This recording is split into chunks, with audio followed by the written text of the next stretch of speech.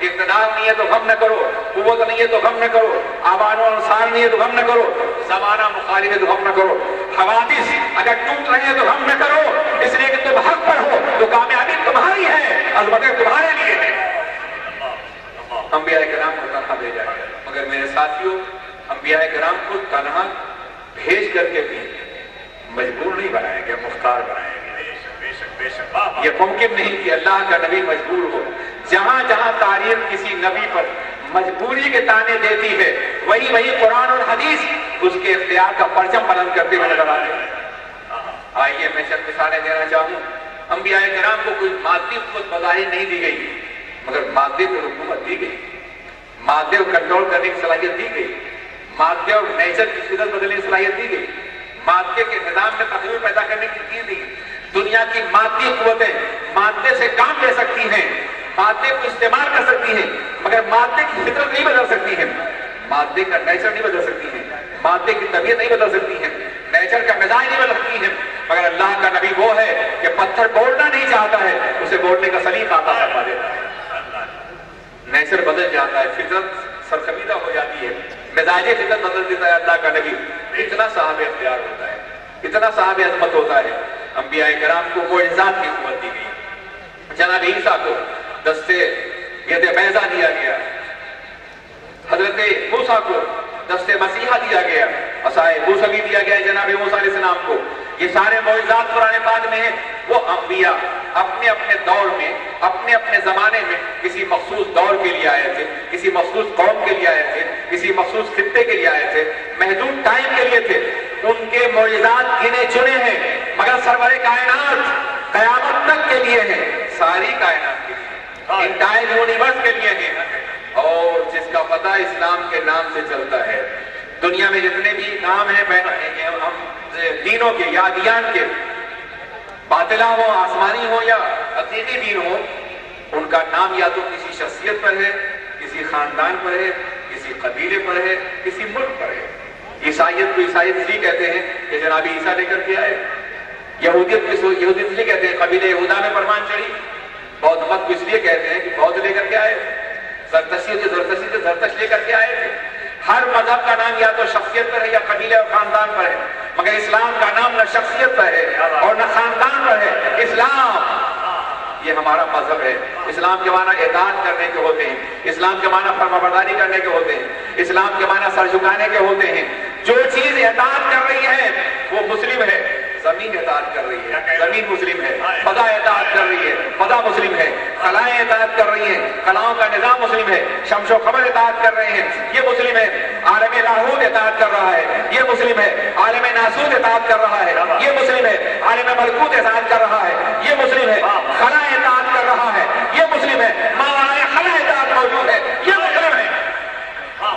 جو اطاعت کرے وہ مسلم ہے، تو پوری کائنات مسلم ہے۔ اور پیغمبر اسلام کے رسول ہیں، وہ زمین کے بھی رسول ہیں، وہ آسمانوں کے بھی رسول ہیں، وہ خلاؤں کے بھی رسول ہیں، وہ ملاؤں کے بھی رسول ہیں، ماورائے خلا کے بھی رسول ہیں، امکانات کے بھی رسول ہیں، ماورائے امکانات کے بھی رسول ہیں، کائنات کے ذرے ذرے کے رسول ہیں وہ۔ اس لیے کائنات کا ذرہ ذرہ احترام کرتا ہے۔ اشارہ کر دیتے ہیں، ڈوبا ہوا سورج پلٹ آتا ہے، چاند اپنا سینہ چاک کر دیتا ہے، کنکریاں کرنے پڑتی نظر آتی ہیں، پتھر نقشے کے پیمائے مصطفیٰ اتار دیتا ہے۔ اس لیے کہ ہر چیز مسلم ہے، ہر چیز اپنے پیغمبر کو پہچانتی بھی ہے، ہر چیز اپنے پیغمبر کو جانتی بھی ہے، ہر چیز ان کا اختیار ہے۔ وہ یونیورسل پرافٹ ہے، ساری کائنات کے رسول ہیں۔ اس لیے اور انبیاء کرام کو معجزات دے کے بھیجے گئے، مگر میرے نبی کو معجزہ بنا کے بھیجا گیا۔ وہ چلیں تو معجزہ ہو، وہ بیٹھیں تو معجزہ ہو، سر جھکائیں تو معجزہ ہو، سر اٹھائیں تو معجزہ ہو، تکلم نوا ہو تو معجزہ ہو، تبسم خواہ ہو تو معجزہ ہو، ایمان نظر فرمائے تو معجزہ ہو۔ ہر ادا معجزہ ہے، ہر لمحہ معجزہ ہے، ہر کروٹ معجزہ ہے، ہر حیثیت معجزہ ہے۔ اور پھر یہ سارے معجزات محفوظ کر دیے گئے، احادیث محفوظ کر دیے گئے، کتابوں محفوظ کر دیے گئے ہیں کہ تاریخ کے کسی بھی دور میں عظمت مصطفیٰ کا انکار نہ کیا جا سکے۔ دنیا میں بڑے لوگ موجود رہے ہیں، بڑے لوگوں کے ریکارڈ کو محفوظ کرنے ہی کا نام تاریخ ہے۔ جب بھی کوئی حادثہ ہوتا ہے، جب بھی کوئی انقلاب ہوتا ہے تو تاریخ بنتی ہے۔ یاد رکھیے، دریا بہہ رہا ہے یہ تاریخ نہیں ہے، دریا میں آگ لگ گئی یہ تاریخ ہے۔ عزیزان ملت اسلامیہ، فطرت سے ہٹ کر کے جب بھی کوئی کام ہو اسے تعلیم کہا جاتا ہے۔ عزیزان ملت اسلامیہ، پیغمبر اعظم سرور کائنات محمد رسول اللہ سے پہلے بھی اور ان کے بعد بھی دنیا بڑے لوگوں سے بھری ہوئی ہے، مگر کوئی ایسا نہیں ہوگا، ایک نام لے لو دنیا میں، پیغمبروں کی دنیا ہو یا تاجداروں کی دنیا ہو، کہ زندگی کا ایک ایک لمحہ محفوظ کر لیا گیا ہو، جس کی زندگی کا ایک ایک گوشہ محفوظ کر لیا گیا ہو، ولادت سے لے کے مثال تک ہر ایمان نظر محفوظ، ہر تبسم محفوظ، چہرے کی ہر حرف محفوظ، ہر کروٹ محفوظ۔ وہ چلے تو صحابہ پکار اٹھے، فضلوا رسول اللہ صلی اللہ علیہ وسلم، وہ کھڑے ہو تو صحابہ بولے فقام رسول اللہ صلی اللہ علیہ وسلم، وہ بیٹھے تو صحابہ پکارے فجلس رسول اللہ صلی اللہ علیہ وسلم، وہ تبسم فرمائے فتبسم، اور کبھی اگر تبسم میں دندان مبارک ظاہر ہو جائے بدت نواجذہ، عزیزان ملت اسلامیہ، ہر ادا کو محفوظ کر لیا گیا، ہر کروٹ کو محفوظ کر لیا گیا، تاکہ کلام الہی کا پڑھنے والا جب کلام الہی کو پڑھے تو چہرے مصطفیٰ میں پڑھے، ادائے مصطفیٰ میں پڑھے، قرآن کا کوئی گوشہ پوشیدہ نہ ہو بلکہ ہر چیز کی دار مصطفیٰ سے ظاہر ہو رہی ہو۔ پھر یہ معجزات تھے ان کی زندگی کے، جس پہ گفتگو میں کروں گا۔ اختیارات کا کیا عالم ہے میرے عزیز ساتھیوں اور دوستوں، کہ سرور کائنات علیہ السلام کو کچھ معجزات دیے گئے اور انبیاء کرام کی نبوتیں منسوخ ہو گئی، ان کی کتابیں ہی منسوخ ہو گئیں، ان کا زمانہ محدود تھا، مگر میرے سرکار کی نبوت کا زمانہ قیامت تک کے لیے نہیں جانتے ہیں، اس لیے ان کے معجزات ہی محفوظ کر دیے گئے۔ ان کا سب سے عظیم معجزہ قرآن عظیم، معجزہ وہی ہے جس کا جواب دنیا نہ دے سکے۔ قرآن پاک کا چیلنج آج بھی سامنے ہے، اس کا جواب دنیا نہیں دے سکتی ہے۔ قرآن عظیم معجزہ مگر نہیں، غلط ہے، قرآن عظیم ایک معجزہ نہیں ہے، کئی ہزار معجزات کا مجموعہ ہے۔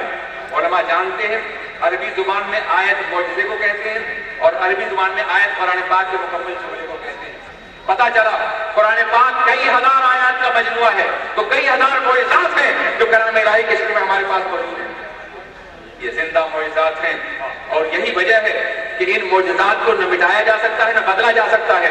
پہلے جو کتابیں لکھی گئی تھی وہ اوراق پہ لکھی گئی تھی، تختیوں پہ لکھی گئی تھی، چمڑوں پہ لکھی گئی تھی، مٹا دی گئی، مگر روز اول سے قرآن حافظوں کے دلوں پہ لکھا جا رہا ہے، نہ یہ مٹایا جا سکتا ہے اور نہ بدلا جا سکتا۔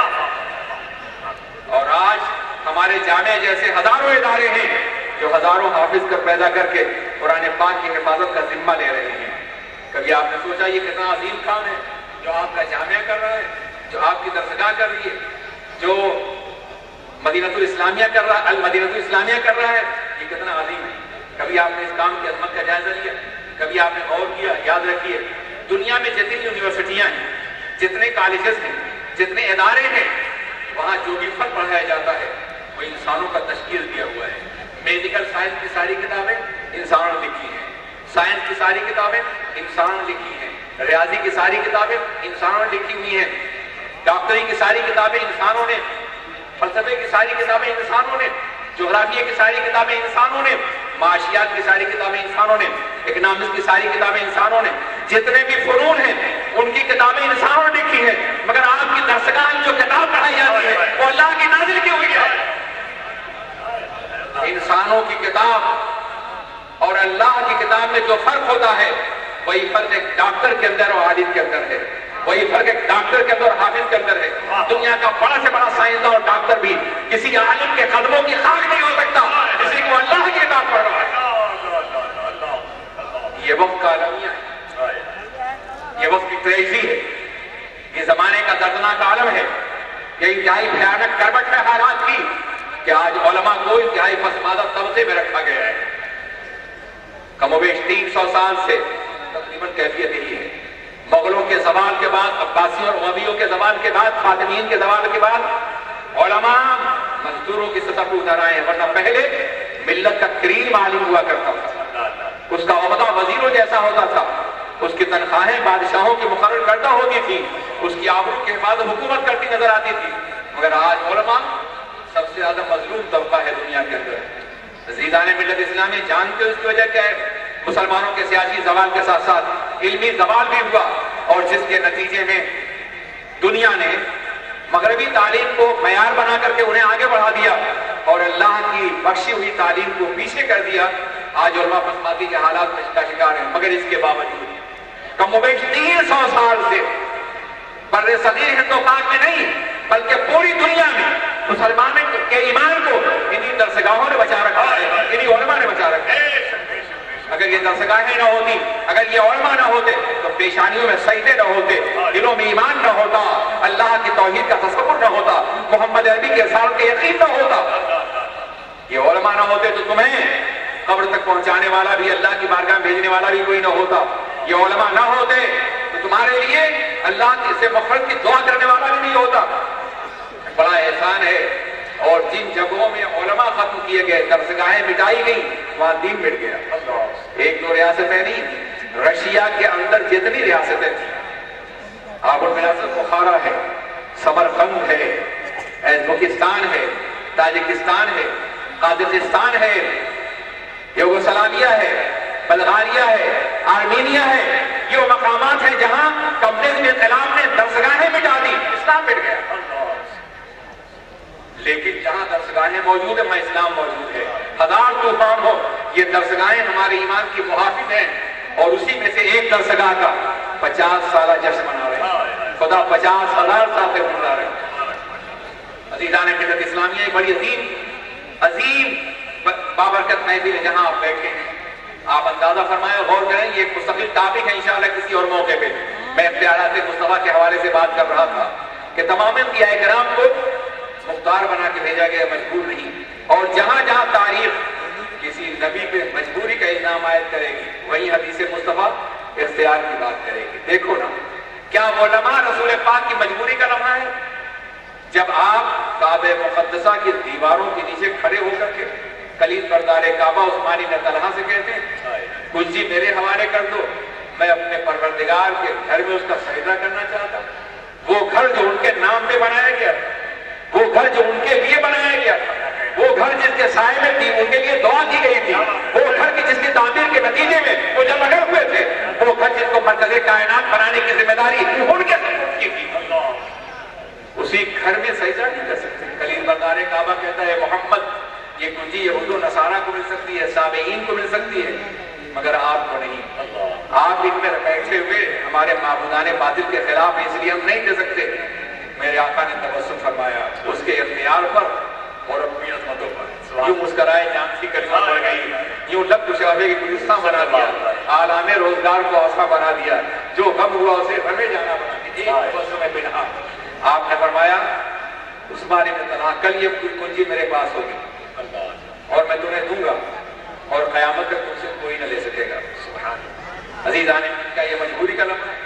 گویا آپ فرما آج تم کنجی نہیں دے رہے ہو، کل مکہ فتح ہوگا تب تو کنجی میرے پاس ہوگی، اور مکے میں بڑے بڑے سرادین قریش مارے جائیں گے، مگر تمہاری زندگی کی ضمانت میں لے رہا ہوں۔ میں اللہ کا نبی طے کر رہا ہوں، تم زندہ رہو گے، میں تمہیں دوں گا، اور پھر ہزاروں انقلابات آئیں گے دنیا میں، تخت اٹھالے جائیں گے، تاج اٹھالے جائیں گے، آنکھوں میں سرائیاں پھیری جائیں گی، قوموں کو تباہ کیا جائے گا، کتنی بار بغداد کا سہاگ لوٹے گا، دلی کا سہاگ اجاڑا جائے گا، مگر تمہارا خاندان قیامت تک باقی رہے گا۔ تم چابی نہیں دے رہے ہو، میں قیامت تک خاندان کی ضمانت دے رہا ہوں۔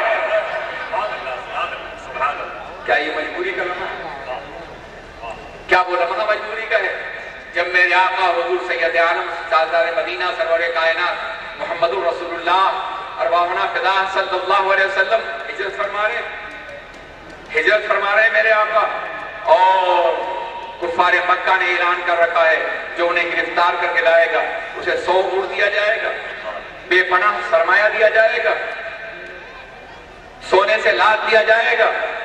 بے شمار لوگ نکلے ہیں پیغمبر گرفتار کرنے کے لیے، وہ ذات جو پوری کائنات کو اپنی زلفوں کا سیدی بنانے والی ہو، اسے گرفتار کرنے کی بات کی جا رہی ہے۔ وہ پوری کائنات جس کے محبت کی زنجیریں اس کے میں پڑنے والی ہو، وہ بھلا قیدی ہو سکتا ہے؟ مگر گئے کچھ لوگ، ایک شخص سرکار کے بہت قریب پہنچ گیا اور اس نے سرکار پہ کمنٹ ڈالنی چاہیے، مگر گھوڑے کو زمین میں پکڑ لیا، دوبارہ کوشش کی اور پکڑ لیا، تیسری بار کوشش کی، گھوڑے نے کے قدموں کو زمین نے قدموں گھٹنے تک پھنسا لیا۔ اس نے سمجھ لیا کہ پیغمبر ہیں، ان پہ قابو پانا ناممکن ہے۔ کہا حضور مجھے اجازت دیجیے میں واپس جاؤں، ضمانت دے دیے کہ جب آپ کا غلبہ ہوگا تو آپ مجھے آزاد فرما دیں گے، اور جو آئے گا اسے بھی واپس لے جاؤں گا۔ تو آپ نے فرمایا سونے کی لالچ میں آئے انی ارا سواری کسرا فی یدک کسرا فی یدک اے سراقہ میں تمہارے ہاتھوں میں کسرا کے کنگن دیکھ رہا ہوں. کسرا کنگن کسرا کی تائشاہی کی علامت تھا. سینکڑوں سال سے کسرا جو بادشاہ ہوتا تھا وہ کنگن پہنتا تھا. مگر آپ سرکار بنو مزلج کے ایک دہقان کو عطا کریے میں تمہیں عطا کر رہا ہوں. بعد میں مسلمان ہو گئے. کسرا پہ حملہ جناب عمر فاروق کے زمانے میں ہوا. کسرا شکست کھا گیا. ایران سرفندیدہ ہو گیا. جناب عمر نے فرمایا کنگن تلاش کیا جائے. وہ سراقہ کی امانت ہے اسے واپس کیا جائے. کنگن تلاش ہو رہا ہے مگر مل نہیں رہا ہے. سراقہ بیمار پڑے. دل کی دھڑکنیں جواب دینے لگی. نفس چھوٹنے لگی. لوگوں نے کہا حضور وصیت کر دیجیے آپ بیمار ہو گئے ہیں اب آپ بچیں گے نہیں. تو آپ نے تبسم فرمایا. زندگی آخری تبسم حیات نماز تبسم میرے آقا کا بخشا ہوا تبسم. آپ نے فرمایا اے لوگوں کیا تم سمجھتے ہو مجھے موت آ جائے گی. زندگی اپنا رخ بدل سکتی ہے موت پلٹ سکتی ہے مگر نبی کی بات غلط نہیں ہو سکتی. ابھی تو میں نے کنگن پہنے ہی نہیں ہے ابھی موت کیسے آ جائے گی. جو شب کو کہہ دیا دن ہے تو دن نکل آیا. جو دن کو کہہ دیا شب ہے تو رات ہو کے رہی. تمہارے منہ سے جو نکلی وہ بات ہو کے رہی. کیا وہ لمحہ مجبوری کا لمحہ سمجھو گے جب آقا 313 نہتے مجاہدین کو میدان بدر میں اترے. یہ کل متا ہے اب تک. عزیزان آج دعائیں مانگی جا رہی بڑی لمبی لمبی دعائیں. سڑکوں پہ کھڑے ہو کے دعائیں. بازاروں میں کھڑے ہو کے دعائیں. مسجدوں کے دروازوں میں کھڑے ہو کے دعائیں. ہر جگہ صرف دعا صرف دعا صرف دعا. اے اللہ اسرائیل کی توپوں میں کیڑے پڑ جائیں. ارے نامردو اس نامردانہ دعائیں سے کیڑے نہیں پڑیں گے. دعا عمل کے بعد قبول ہو جائے گی. یہ بند کر دو اس طرح کی دعائیں. پہلے عمل کرو. جرأت مسلسل سے کام لو. عمل پیہم سے کام لو. یقین محکم عمل پیہم محبت فاتح عالم جہاد زندگانی میں ہی بردو. یقین محکم پیدا کرو. ایمان کامل پیدا کرو. بدر و حنین کا ذوق پیدا کرو. خیبر و خندق کا مذاق پیدا کرو. 313 بھی ہوگے تو پوری دنیا پہ غالب آ جاؤ گے.